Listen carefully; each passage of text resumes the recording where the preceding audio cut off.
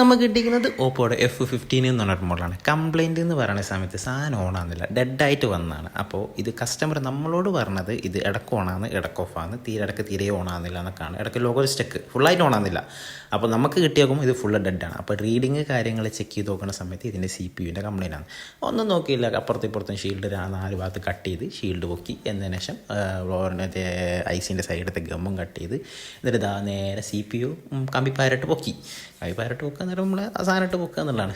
ഇതിൻ്റെ ഗമ്മ് എന്ന് പറയുമ്പോൾ ഭയങ്കര ഹാർഡ് ഗമ്മാണ്. അതായത് മറ്റേ OnePlus ഉണ്ടാകുന്ന ആ ഒരു സെയിം ഗമ്മാണ് ഇതിൻ്റെ ഈ ഓപ്പോയിലുള്ളത്. അപ്പോൾ ആ സാധനങ്ങളൊക്കെ പക്കയായിട്ട് ഫുള്ള് സെറ്റാക്കിയിട്ട് ക്ലീൻ ചെയ്ത് ഇതിൻ്റെ ഫുള്ള് വീഡിയോ ഇതെങ്ങനെയാണ് ചെയ്യേണ്ടതെന്നുള്ള A to Z, ഏത് ഹീറ്റിൽ എങ്ങനെ എടുക്കണം, ഷീൽഡ് എങ്ങനെ കട്ട് ചെയ്യണം, എങ്ങനെ ഗമ്മ് ക്ലീൻ ചെയ്യണം എന്നുള്ളതിൻ്റെ A to Z വീഡിയോ 2 ദിവസം മുമ്പ് ഞാൻ ഫേസ്ബുക്കിൽ ഇട്ടിട്ടുണ്ട്, അതേപോലെ തന്നെ യൂട്യൂബിൽ ഇട്ടിട്ടുണ്ട്.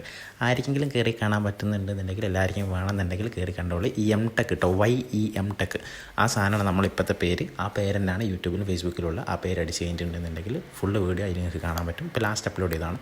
അപ്പോൾ ഇതിപ്പോൾ എന്തായാലും റീബോൾ കാര്യങ്ങളൊക്കെ ഫുള്ള് ചെയ്ത് MediaTekൻ്റെ CPU ആണ്, Qualcomm-ൻ്റെ അല്ല കേട്ടോ, MediaTekൻ്റെ ആണ്.